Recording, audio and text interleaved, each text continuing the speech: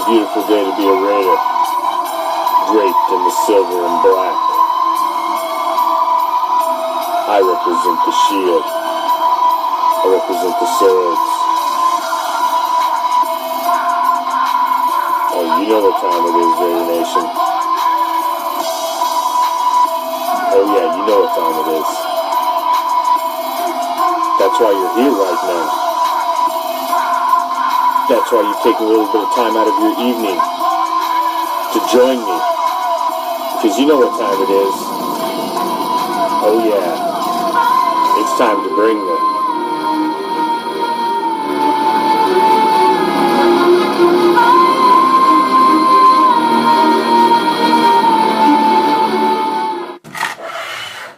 What's up, Raider Nation?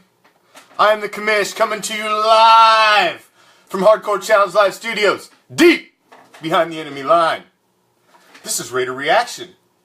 What's up, what's up, what's up? It is a Respect Thursday. Word of the day is respect. R-E-S-P-E-C-T. So, tonight, we will be discussing a little offensive breakdown, a little defensive breakdown. We're going to discuss Todd Downey, our offensive coordinator. We are going to get into the NFL's most unbreakable records, or at least the records they say are unbreakable. But are any records really unbreakable? We will we'll get into that. And get into a little season breakdown, a little schedule breakdown. Bust through the schedule. Quick little predictions. I've done it a few times, but and hey, I ain't changed my stance, and I ain't going to. What's up, Terry? What's up, Michael? So, let's get into it. Oh, almost forgetting the most important part of Raider Reaction, other than myself. The tall boy.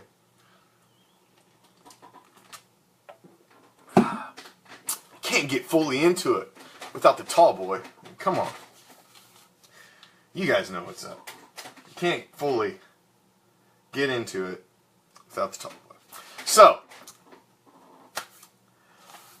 looking at the offense, obviously the one of the biggest position battles that we've been seeing. Cheers to you as well, Terry. Which there's several scattered about the offense. Several scattered about the offense. So let's start. Michael, what's the score, Michael? What's the score? Because I'm not watching right now. What's the score? I'm curious. I'm picking the Cavs. Sorry, you Warriors fans. I know, obviously, as Raiders, Raider Reaction. It's the Oakland basketball team. What's up, Brandon? And, then I understand you're a lot of probably Warriors fans in the Raider Nation. I'll get into it later. I'll touch on a little spoiler later. We got something to do with my WTH, so we'll save that for later. But now, when you're looking at the offense, obviously a lot of talk has been about the car insurance. There's been a lot of talk about the offensive line. Offensive line is solid as a rock, and was one of the probably the top pass blocking offensive lines in the league last year. It was debatable if Dallas had a better running offensive line for blocking for the running game, because they had an electric running game, whereas our quarterback didn't get touched other than a fluke play. Pretty much the entire season, DC was clean. Pretty much the entire season. So car insurance was fully intact. We had a little bit of a weakness, and it was on the right end. And the right tackle position. 56-45. Or 45, excuse me, 55-45. Dang. Golden State's up 10, huh? Well, it's early. It's got to be around end of the first half, then I'm guessing by that score. So, but looking at it, the weakness was the right end. Obviously, center, Rodney Hudson, solid. Lockdown. Osemele, come on. The guy's on the top 100. I mean, solid. Lockdown. Deep end. The guy allowed 1 sack in over 600 pass blocking snaps last season. Amazing. Deep end. Come on. So the left side, from center to left, solid. Solid. Those guys aren't moving anywhere. We added David Sharp to back up deep end so that he can work his way in. He's the draft pick out of Florida. Big offensive lineman. Nice pickup. Solid pickup. And, you know, I'm happy about that one. It's nice to see that not only are we addressing holes that we currently have in the team, but through the draft, we were also addressing holes that we are going to have on the team in the future. So it's nice to see smart things happening. It's nice to see smart things happening smart choices made for the team. Really, you know, we're thinking about the future. We took care of, very happy with how we took care of the existing problems that we had. Very happy with that. I thought we took care of the existing problems. Stellar. 3:04 left in the second. All right, keep me posted, Michael. You got to keep me posted of the score because I'm curious. I'm not a huge NBA fan. I'm not a huge NBA fan. I ain't gonna lie.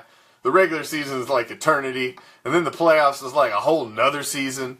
But when it starts getting to playoff basketball, I enjoy it as much as the next guy. I love sports, and I'm a competitive dude, and I like to watch any world-class athletes battling against each other. And pretty much damn near anything. I mean, damn near anything. When it gets right down to it. When you're talking championships, man, I'll watch the curling championship. I'll watch them slide that stone. Somebody's got to win or lose. I'll watch it. But basketball is not my... I've never had a die-hard NBA team that I followed. Not really. But I'm more kind of bounced around, because there's only 5 guys on the court at any given time, and I've always been more of an individual fan in basketball. What's up, Ms. Anita? How are you doing this evening? I've always been more of I was a big Sixers fan back in the day just because I loved Allen Iverson, man. Allen Iverson was awesome. So I was a big Sixers fan for a minute. And then, I was a Heat fan for a little bit. Back in the day, before LeBron time. So I kind of bounced around. I'm kind of that way a little bit with baseball. Although I've really, since I've moved into this area over the last decade where I currently live, I became a big Rays fan. So I do support the local baseball team. But that's it. The hockey team too. I support the Lightning. But I can't go no further than that. It's about as far as I can stretch it. So, looking at the right side, which obviously was our weakest side of the line. I'm a Laker hater too, Michael. I ain't gonna lie. Michael, I gotta agree with you. I am kind of a LeBron fan, a little bit. I mean, I'm not gonna beat the drum for the guy, and I'm not gonna stand up for him in a bar fight or nothing. Big argument about LeBron. Like, I'm not gonna have LeBron's back enough. But I tell you what, I think more people in this country got LeBron's jock in their mouth than about anybody. I tell you, man, that dude has more haters than anybody. It's insane. More haters than anybody. So, yeah, well, it is what it is. But you're looking at, like I said, you're looking at the offensive line, and the right side was the weakness. Right offensive tackle. So, we go out, get Marshall Newhouse. Austin Howard, I think Austin Howard is going to end up on the chopping block. I think he's not going to make it. And I think he's going to be the one that is expendable. Like I said, we added Sharp to the lineup. And by adding Newhouse over there at the right end, I think he's going to be the one that ends up being the number one. And that's the way we're going to roll. I think that's the way we're going to roll. And then we had solid blocking tight ends. You know, Lee Smith was solid. We've seen some flashes out of Walford at tight end. And we bring back Gabe Holmes, who has been kind of a project over the over the past few seasons. And they bring him back because I think they see a lot of potential in the kid. But we go out and we grab Jared Cook, who is a huge pickup. One of the biggest pickups in free agency that we got this season. I was a huge fan of the Jared Cook pickup in free agency. Huge fan. Huge fan of that. I mean, that was big. So, you know, the front five are solid. And now we've added a solid tight end who is a big playmaker, who can go out, run the middle, who can even spread the field deep a little bit and gives you an extra threat. So, this is all good. This is good. We filled every hole along the line. Now, obviously, at wide receivers, we're solid. You got Coop and Crabtree. So we're solid at the wide receiver positions. And, you know, we needed the number 3. Seth Roberts. I'm a Seth Roberts fan. I know he dropped a lot of balls last season, but I've seen some flashes out of Seth Roberts. And I'm glad that we signed him. I'm glad that he's coming back. And the addition of Cordarrelle Patterson into the wide receiver mix, along with Seth Roberts and Coop and Crab, that's a nice foursome right there, filling out the wide receiver squad. So I'm very, very optimistic and very happy with that. Now Holton's still in the mix. Johnny Holton, he's one of the faster guys in the league.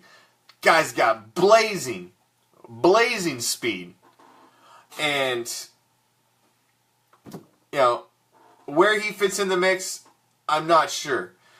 You've got Mickens, who's still kicking around out there. You've got a lot of the free agent wide receivers.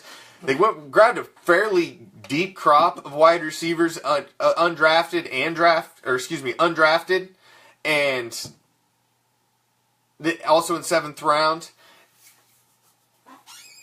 And what the wide receivers, you can find that diamond in the rough, which I think that's why they gamble. You want to bring them into camp. You want to see what they got. You want to run them through some drills. You want to put them with an NFL caliber quarterback. You want to see what they got. So, you know, and some of these kids may end up being projects that end up on the practice squad and don't end up seeing much field. But, you know, like I said, it is what it is, and we'll have to see if any of those kids can make it, because that's a solid 4. That's your top 4 wide receivers right there. I mean, Cooper, Crabtree, Roberts, Cordarrelle Patterson. It's those 4, and it's the other guys who are going to be fighting for the scraps. So, you know, there's even been talk of Cordarrelle Patterson possibly being a gunner on the kickoff team. I mean, they're so excited about having him and his speed on the team. So that's an exciting prospect as well. Just adding him, the dynamics that having that guy on the team brings is stellar. Just stellar. Obviously, the running back position, you know, everybody was big on the Tay train. I wasn't not on the Tay train. I was a Latavius Murray fan too, but I didn't think he was the impactful kind of runner that we needed to have back there. I thought we could definitely have a better, more impactful runner back there than he was. I think he's going to regret the decision of going to the Vikings, because I don't think they have the line that he's going to wish he had, or that he did have, and that he's accustomed to having. Doesn't have that line. And I think they're going to find out that he's going to find out that that was a bad move going to Minnesota. And especially bet he wasn't happy when he sits there and sees that they drafted Dalvin Cook. You know, you're like, great. You just drafted away half my carries. Thank you. So I'm glad you got paid, Tay-Train, but your train left the station and the track it's on does not end in the Super Bowl. Sorry. It was a bad choice. So, to fill the hole, now we got a packed solid backfield already. What's up, Brian? What's up, Corey? And, we've already got a solid backfield. DeAndre Washington, Jalen Richard proved they were big pickups in last year's draft. Both were solid last season. Both were nice compliments to Latavius Murray, who's the banger, who's the beat 'em up the middle, who's running between the tackles kind of back, and you got these two to swing out, catch passes, and get out on the edges. It was a nice mix. So we still have DeAndre Washington, and we got Jalen Richard. So as everybody in the football world knows, because we stole the thunder the night before the draft by signing for the biggest free agent signing of the season, pulling him out of retirement and plugging beast mode in behind Olawale, our stud fullback. You got Olawale leading the way for beast mode? Come on. Come on. That's freaking, get off the tracks. It's coming through. Hear me clearing holes. What's up, Velasquez? So, offense is tight. Offense is solid. And then we go out and we draft Elijah Hood, who, there's been a lot of nice talk coming out of the rookie minicamp, coming out of OTAs about Hood. So you've added Hood in with the mix of these other guys. That means somebody's going to be out in the backfield. And I've been on record the last week or so, I believe the guy that's going to end up odd man out is Taiwan Jones. I don't think Taiwan is going to make it. I love me some Skittles too, Terry. Taste the rainbow. Taste the rainbow. So, I think Taiwan's going to be the odd man out. He's a gadget guy, super talented athletic kid, man. I mean, he returned kicks, he's been a D-back, he's been a running back.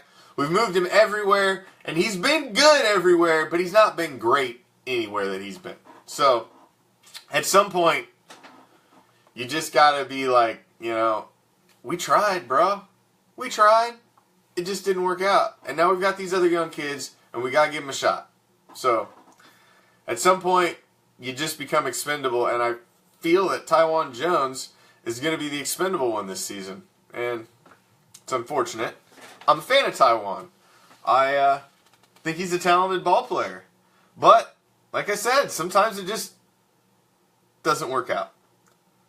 Sometimes it just doesn't work out. And it's just too many. Just too many guys in the backfield. There's just too many. Just too many. So, that's pretty much.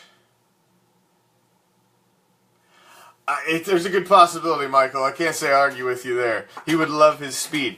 And I honestly think, I mean, how many seasons has Taiwan been around now, Michael? He's been around quite a few seasons now. I mean, we've moved him around everywhere. He's had every opportunity to wow us somewhere. He's always just been good enough. And he has that little play every now and then that makes you go, maybe, just maybe. What's up, Raider Stephanie? And just to give you that maybe. He's just, and, you know, and sometimes the maybe just doesn't become enough anymore. When you've already seen guys that have showed you more than maybe. Richard shows you a more than maybe. Washington showed us more than maybe. Beast mode brings a lot more than maybe. So, I'm doing alright, Stephanie. How about yourself? It's just another beautiful day to be a Raider. So, pretty much our offense. Like I said, solid across the front. Got a solid front five. I think Marshall Newhouse is going to be the new right end on the offensive line. Jared Cook, Cooper Crabtree, Robertson Patterson with wide receivers. Olawale opening holes for beast mode. You got Richard and Washington on the edges. You got the rookie Hood back there, going to get some carries too. Oh, the offenses. Oh my God. This is like a Madden offense you're looking at. I mean, tell you what. Health. Health. It's all about health. 8 at the half. That's close. It's all about health. It comes down to health. And then really, in any professional sport, that's ultimately what it ends up coming down to, is health. That's really it. Comes down to health. And, you want to be healthy. You want to be healthy coming into the playoffs. And you need to maintain a level of it through the season to get the wins that you need to get you to the playoffs. So, I mean, the key thing, like many have said it before, your biggest asset is availability. You just have to be available for your team. Sometimes that's the biggest thing that you can do as an athlete, is just make sure that you are available on any given Sunday for your team. I mean, that's what they're paying you for. So, if you can do that, you are going to be very, very successful. If not, then probably ain't. So, moving over to the defensive side. Because obviously the defense, we had a few holes on the offense, but we didn't have many. And we filled them. And we filled them well and adequately. Now the defense is our big, big question mark. Defense is the big, big question mark. It's where we drafted this season. It's where the holes were. And it's, so the problems we've tried to address. I feel we have addressed them well. However, you don't really know. Because these are young kids that we've just plugged in these spots. We haven't seen them on the field. We haven't seen them meshed with the defense. We haven't seen them running the scheme. We haven't seen them in the game plan. We haven't seen them at NFL speed. So we don't know what we got. Now, there's already a couple of these guys. What's up, Steven? So, there's already a couple of these guys. And let's look at the inside. Interior defensive line. Vanderdoes is looking like the heir apparent that we're wanting to slide in there. You got Justin Ellis, you got Darius Latham, Trayvon Hester. So, Vanderdoes, they're wanting to slide in there. They're hoping he pays dividends. But we'll see. He's not been signed yet. He's one of the 3. He's one of the 3 draft picks that are still not signed. We haven't signed him. We ain't signed Gary Connolly, and we haven't signed Obi. So we need to get them. We need to get some paper, ink on the paper there, ink on the paper, and then we can focus on the other 2, the big 2. Obviously, the biggest one, DC4. Gotta lock that down. We've already heard the rumors of the numbers, and then 150 million, 50 million fully guaranteed, signing bonus of 35 mil. We've already heard the rumblings of that. Gabe Jackson also needs signed. So, priorities. I don't see a defense stopping our offense either, Michael. I honestly think we were Super Bowl bound last season just with our offense carrying us through. And our defense, I think, was getting better along the way, enough that we would have taken care of business when it got to it. But, what happened. Que sera, sera, water under the bridge. And we're looking at a glorious season in 2017. Looked at a lot of growth, a lot of positive out of 2016. I take nothing negative away from it. It was a rebirth. We were reborn in 2016. In 2017, we're gonna blow the lid off this joint. So that's the real right there. So, sometimes You gotta fall down so you know how to get back up. We were a Super Bowl caliber team last season, and we fell down. And we dusted ourselves off, and we fixed everything that was wrong, and improved it. And now we're coming back again. We coming for you. So, at our end positions, it really, again, it comes down to health. Mario Edwards Jr. have heard positive things already thus far coming out of camp. And obviously, you got Mac on the other side. Now, Ward is a young kid that is one. It's really pivotal that this kid steps up this season. We really need him to step up this season. He's one of the ones that I've got a highlight on that I feel can really be impactful on the defense if he steps up. He's one of the young kids. It's not a rookie this season, but was drafted previously, young kid, and he needs to step it up. These are the kids that we've been filling holes with, and we need to step it up. So, obviously, Mario Edwards, Khalil Mack, there are solid bookends holding down the defensive line.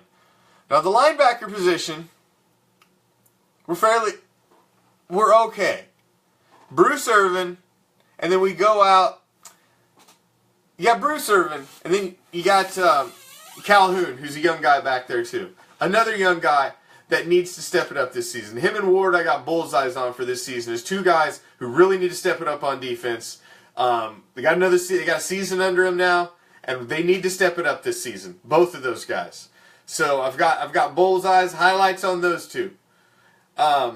If they can step it up, that's really, really, really going to help the depth of the defense. Now, there's Michael. I mean, he's just spitting knowledge there. And the one I got the big question mark, which now we addressed. Thank you for sharing. Share it up, everybody. If you're watching, man, share it up. Share it up. Just here on Raider Reaction tonight, so it's probably a little smaller crowd than normal. So it's shared to the groups and what have you, but I'm not on Oakland Raiders page tonight. Just on Raider Reaction, do a little Raider Reaction exclusive. Just hitting it up with the ones on my page. So it's a little more exclusive. It's like a sports bar type atmosphere with us. Hear the secret. But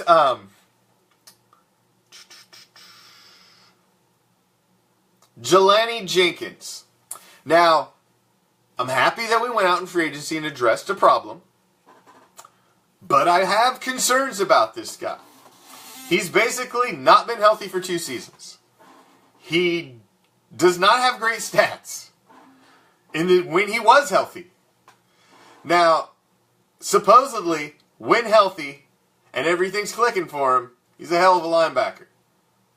That's the word on the street. So we'll see. He's a Raider now. I'm gonna root for him and hope he. But man, I'm gonna tell you what. And I was on the record and quoted as saying, we was Dollar Tree shopping at linebacker when we signed him, because there were other linebackers out there, and I think we paid very little more than him. We could have got a quality one. So this was one of the signings I was not overly thrilled about. It was a positional need that we filled, but I was not sold on Mr. Jenkins. So I'm hoping I'm wrong on this one. But this was one that concerned me. But I'm glad we did address a problem position. Just not sure he's the solution, but we'll see. I gotta have some doubts about a few of them. I try to be positive for the most part, but I can't be positive about everything. I got my doubts. Got my doubts. So,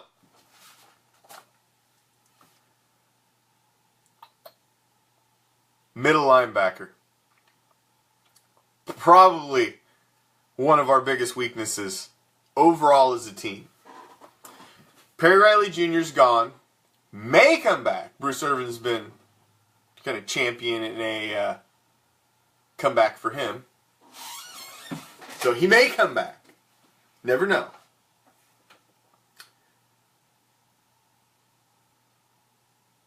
But sitting behind we got Corey James, Ben Heaney, who is still beat up, still recovering from injuries from last season, and thus far has not been able to be a guy that we can rely on fully. He's looked like a talented kid, but like I said before, it's all about availability. Your number one asset to a team is to be available. And if you are not available, then you are hurting your team. And right now he has not been 100% available.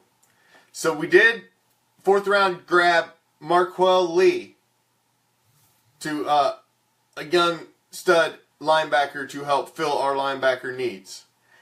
And then a story that I'm really, these kind of stories just excite me. Najee Harris. We grab undrafted free agent that just rookie from Little Wagner College in either Staten Island or Long Island, New York, one or the other. I forget. What's up, Steven? And, you know, here's a kid who was just got comes and tries out at a rookie camp, ends up leaving with a multi-year contract, possibility of actually making the squad and getting playing time because that's a position we have need at. So if he comes out and he shows he's got a little something, all of a sudden he's high up on an NFL roster. This was a kid who was sitting just basically hoping somebody gives him a phone call. Knowing he's going to be late round. Knowing he's probably at best he's going to be a 6th or a 7th. And nothing. So you're like, man, I guess I'm going to go try for one of these rookie camps. Because, you know, what else am I going to do? I'm a football player. I want to be pro. And,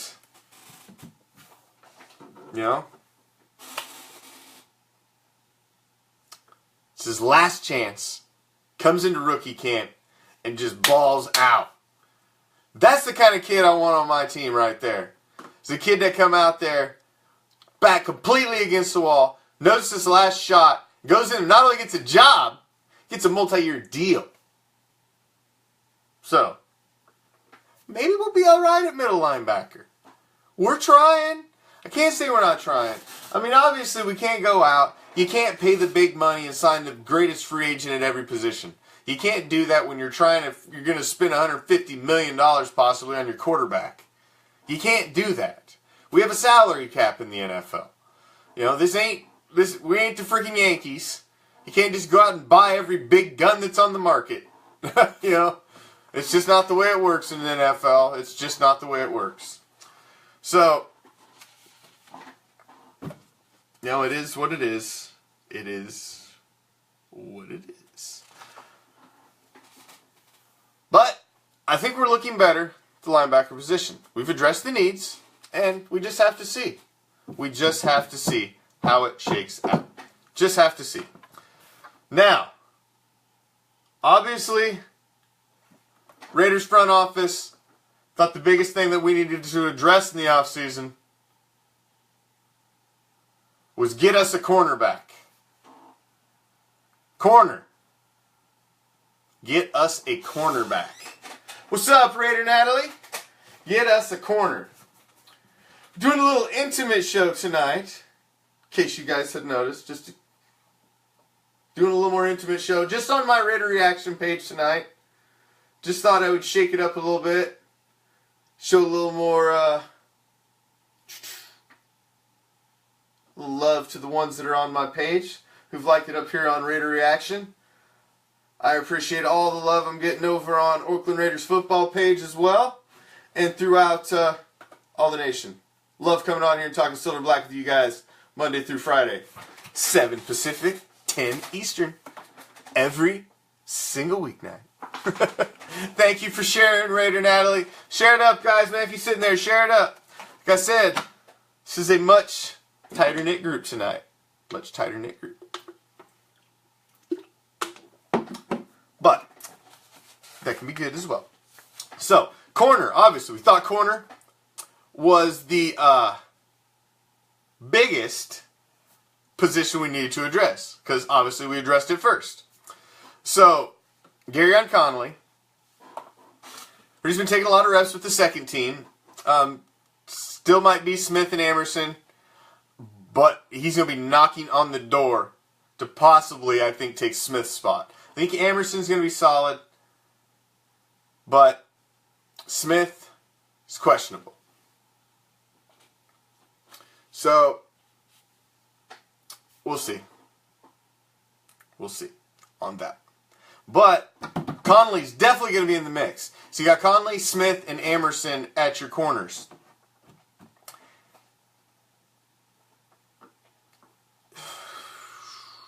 Also got TJ Carey kind of in the mix. Throw him in there on extra packages where you need the extra defensive back. He's been solid, but, you know, he's a little iffy sometimes. But he's gotten a lot better. Now, at safety, there was a lot of talk of Obi Melafanu is going to come in and swipe a starting safety position. Now, I had said out of the gate that I thought that was highly unlikely. Reggie Nelson, although, you know, he's getting up there and he's in his mid-30s, Reggie Nelson is solid, man. He's coming off a Pro Bowl year last year. Reggie Nelson is a solid NFL safety. So, what's up, Taz? And, so, he's a solid, and he's a capable safety. Capable safety. But, I'd said out of the gate that I thought Obi was going to have a hard time cracking the starters. Because if Carl Joseph is healthy, Carl Joseph is a starter. And you're not going to take that from him. He secured that last season. He proved it. He showed it. He balled out. Completely balled out. So, but he was banged up. So, like I said, back to my health speech. Back to my health speech. It's all about staying healthy. It's all about staying healthy. So we got to stay healthy next season. It's all about staying healthy. But, like I also said, I see Obi being used possibly as a hybrid corner and sliding up and being used as corner. What's up, Cesar? So, you got Obi, you got TJ Carey possibly sliding up along with Garyon Conley to back up to mix in at the cornerback position, as well as slide back and help fill in the safety position as needed. What up, CV? Hope you're holding it together, brother. Stay strong, man.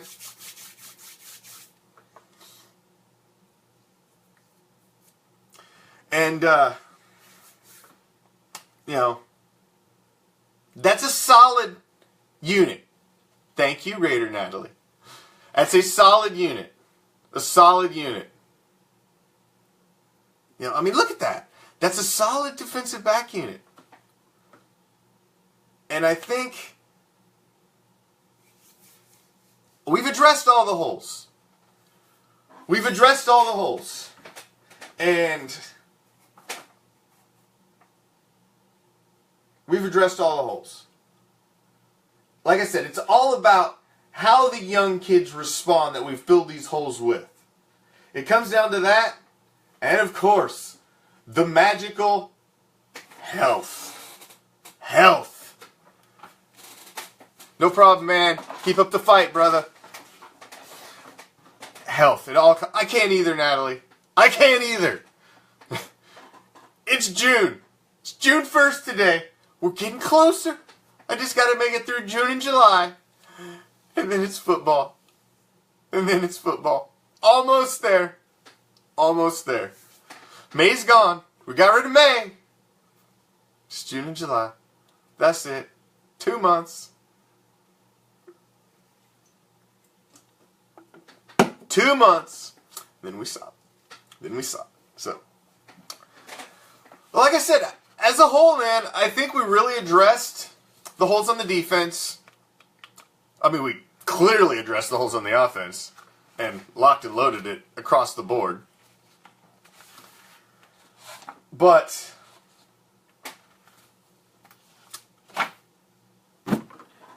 it comes down to health.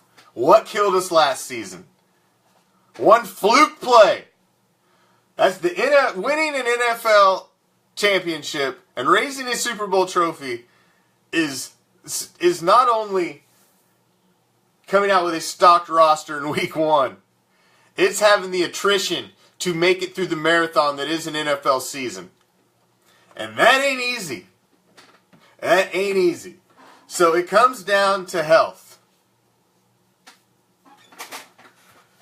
So we'll see. I'm happy with the way that we stocked the team and that we filled the holes. Happy with it. Very happy. Now, special teams. Can't forget about special teams now. It's the third part of the game.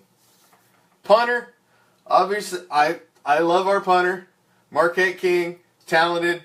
Great punter. I thought we were crazy when we were getting rid of Shane Leckler, but then we bring in Marquette King. So that's why we got rid of him. Saved a bunch of money. Brought in King.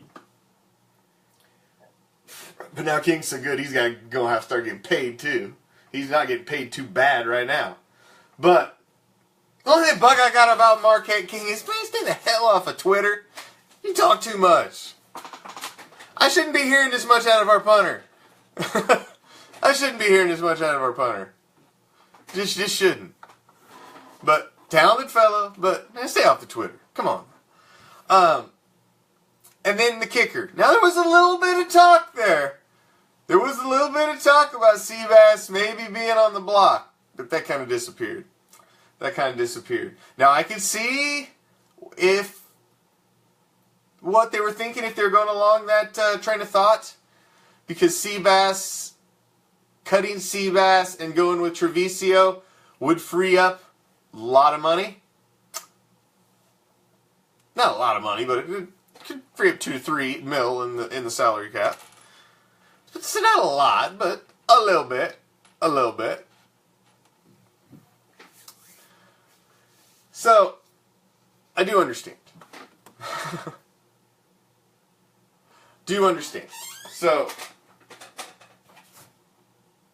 what's up, Raider V? I do understand.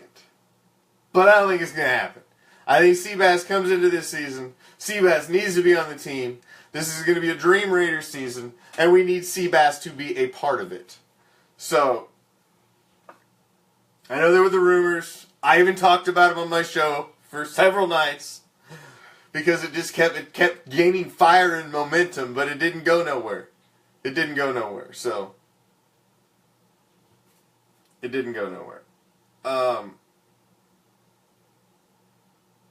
Yeah. We'll see. We will see. But I believe we're going to rock with the kickers we went with last season. It's going to be Seabass. It's going to be Marquette King. But the kicking return game is going to change up a little bit. Like I said, I think Tywan Jones is going to be the odd man out in the running game. Cordarrelle Patterson and also Johnny Holton. Possibility of dropping back there as well. But Cordarrelle Patterson is going to get a lot of opportunities to return kicks. Just not sure. I know he's going to return punts. Sure about that. And I'm pretty sure he'd return kicks as well. It's part of the reason we got the guy. I was there, front row. I watched him return the one against the Raiders. Disgusting. There's my son. Him coming over, shaking the ball right in front of me and Craven. I could have reached out and choked him. And now he's on our team. So, that's the way it works. No drama here. There's no drama here. It's not the place. Not the place.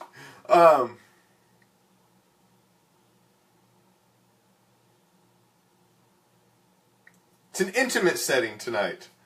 Just Raider reaction page. I thought it, like I said, I've mentioned it a couple times. It's an intimate setting tonight. Just thought it would be nice. A little change. Drop it down a little, dim the lights. A little more bar setting. You know, just keeping it low key tonight. Now, as I was perusing and roaming through, I came across this little juicy nugget. And you know, you gotta find these juicy nuggets. I should play some slow jams.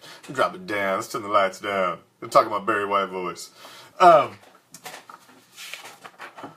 you gotta find these juicy nuggets in the off season. What's up, JD? Because there really ain't a lot going on. So, there's a list here of what is considered the NFL's most unbreakable records. The ones that you don't think anybody can touch. So, let's just take a quick spin through these and see what you guys think. We got Derek Thomas with 7 sacks in one game. 7 sacks in one game. Now, I think that's a breakable record. I think Khalil Mack could break that record. Khalil Mack got 5 in a game not but 2 seasons ago. So, that on the list of unbreakable records, I call BS on that one. That baby's gonna get broke. It might get broke by silver and black. At least tied. 2 more sacks in a game? 7 is not unbreakable. There's been guys that have got 5.5. No. I believe, who was it? OC Manora got 6 in a game. So 7 is not untouchable. Not untouchable. I give Mac a good chance. What's up, Javi? Now here's another one. Now this is a record now. Got Marvin Harrison. Nice. Well, thank you, Cesar. Cesar, thank you. Marvin Harrison, 143 receptions in a season. Now, I ain't gonna lie, that's stout.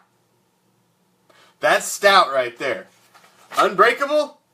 I don't know if it's unbreakable, but that would be tough. That would be tough.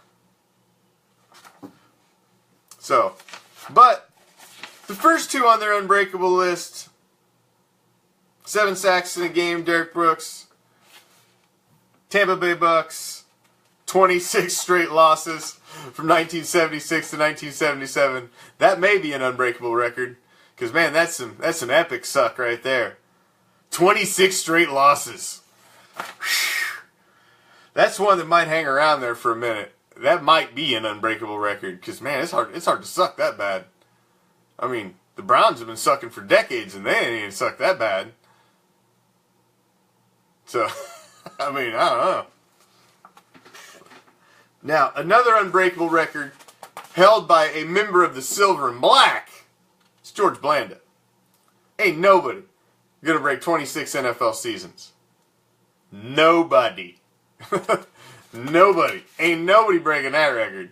That is an unbreakable record. Nobody's paying 26 NFL seasons. I mean, what's no way. No way. Oh, not in this day and age. You ain't playing until you're 50. Good Lord. You'll be drooling on yourself. Now here's one. 18 consecutive road wins. That's a feat, right? 18 consecutive road wins spanning over from 88 to 90. Unfortunately, it's held by the Niners. You know, Joe Montana era. But, I mean, that could possibly be an unbreakable record. 18 consecutive road wins. That's pretty impressive. What's up, Chuck? Now, here's another one that is quite possibly, realistically, unbreakable. Brett Favre, 297 straight games at quarterback. That's insane. I mean, there was a lot of Vicodins and stuff taken in there. Right on. Cheers, Javi. Always a tall boy. It's a Raider reaction tradition. Raider reaction cannot go on without tall boy in hand. If I'm here without a tall boy, then it's bad planning. It happened once, a couple weeks ago.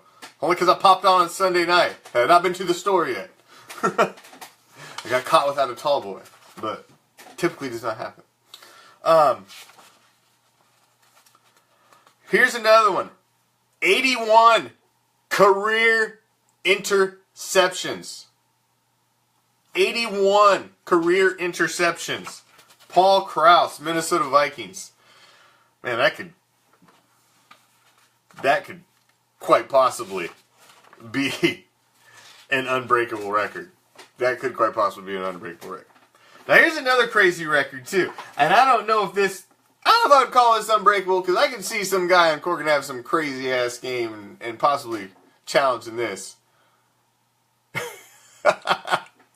Steven, well, you know that of course, man, they doped that dude up and sent him out on the field zombie style. Like, just throw long, Brett. Just throw long.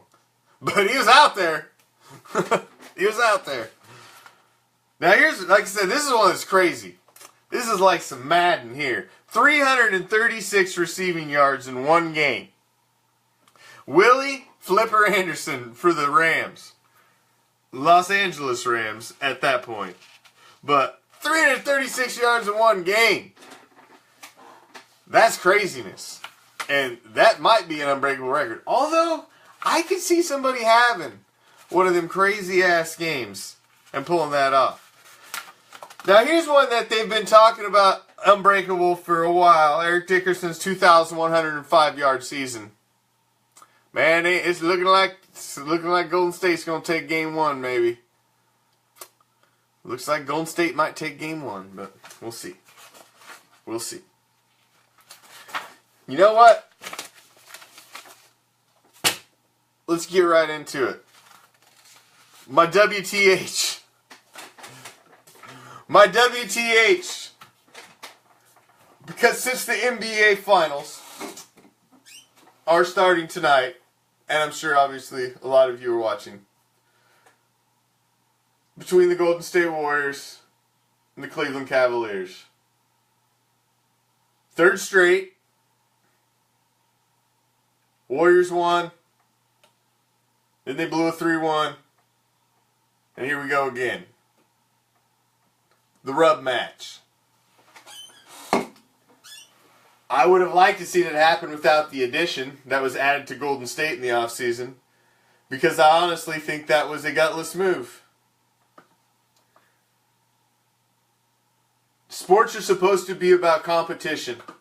It is supposed to be about you facing the ultimate adversity as an individual and a teammate on a team and striving to overcome the greatest adversary.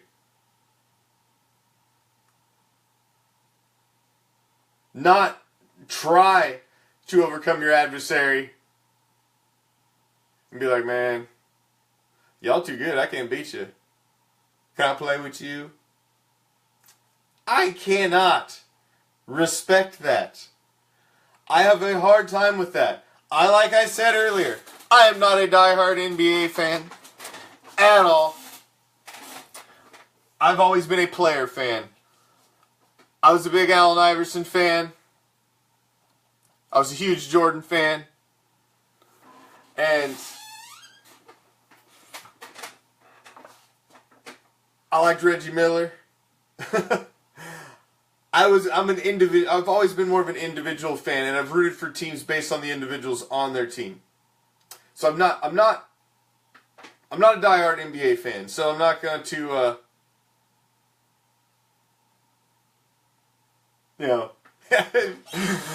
Michael's a multitasker. He's on it. And he's giving us a score. He's our play-by-play as well. So I'm not good. I think the Cavs are going to end up winning the series, but I could completely be wrong. But here's the thing. I have completely nothing against the Warriors at all. I think Steph Curry's a phenomenal athlete. I think they've got a great thing going. When they won it the first time, I thought it was awesome. Jordan is the GOAT, Javi. Come on, without a doubt. Without a doubt. If he didn't leave to go play baseball, Olajuwon would have won nothing He would have been 8 straight. He just felt sorry. Thought he'd go do something else because let the rest of the league win a couple. But, you know, Steph Curry's a fabulous story. I was a Steve Kerr fan, too, back in the day. So, you know, I was happy to see them win their first one. I enjoyed seeing the insane block, though, but just because I like the storyline of the battling back and forth. And so I enjoyed seeing the Cavs come back and get it done. And LeBron coming back to... I enjoyed that whole storyline of LeBron coming back to Cleveland and getting it done for Cleveland. And, you know... Like I said, I'm a sports fan when it comes to sports besides the NFL. And I just find it... The whole Kevin Durant thing, man. The whole Kevin Durant thing just rubs me wrong. It's everything that's wrong about sports today. All wrapped up in one little story. That's every damn thing there is wrong about sports today. You faced adversity. The team was too good for you. So instead of trying to stack up with your homie, and man, let's get these guys next time, you just picked up your ball, walked over to the other side of the court, and man, I gotta play with you guys. Man, I can't respect that at all. I can't. I know, some people said earlier, oh, what about the LeBron thing, man? He went to Miami to try and win a championship. Yes, he did. But there wasn't a championship won there the year before against the team he was playing. He went down there to try and win a championship. Yes. And build a squad. But he didn't go jump in on a squad that was already built. I'm not going to jump on these guys. They're already champions. I couldn't beat them anyway, so I'm just going to jump on them. Maybe I can get a ring that way. Man, that move right there tarnished, blew holes in the legacy that will be Kevin Durant's legacy. Maybe he's going to get a ring this season. Maybe. But I will call you, along with millions of other people, a coattail rider.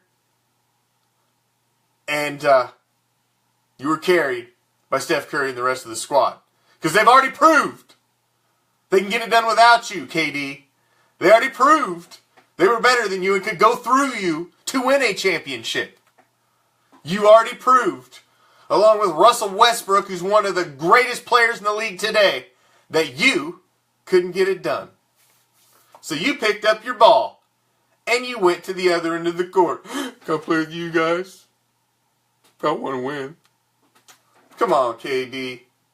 What the hell?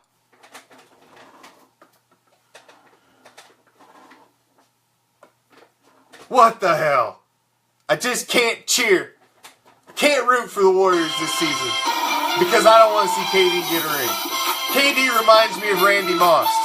When Randy Moss was on the Raiders, and he didn't do a damn thing. And then he goes to the Patriots. And the Patriots go on this insane run. And I'm sitting there sick to my stomach like Randy Moss is going to get a damn ring. Are you freaking kidding me? I was never so happy to see somebody not win it. Never so happy to see somebody not win it as Randy Moss. And I don't want to see KD win it either. I don't. I can't root for that. I just can't. I'm sorry. So, like I said, I took a little break from Oakland Raider football page today. Just thought I'd hit it up on my Raider reaction page because, you know, you're all the ones that are giving the love for me and the Raider reaction, for the commission of the Raider reaction. Because ain't nobody else on Raider reaction but me and Prime every Monday and Wednesday. So, peace out, y'all. Enjoy the end of the finals. I'll see you back tomorrow night, like I am every weeknight, 7 Pacific, 10 Eastern. See you tomorrow. Peace, love, Raider Nation.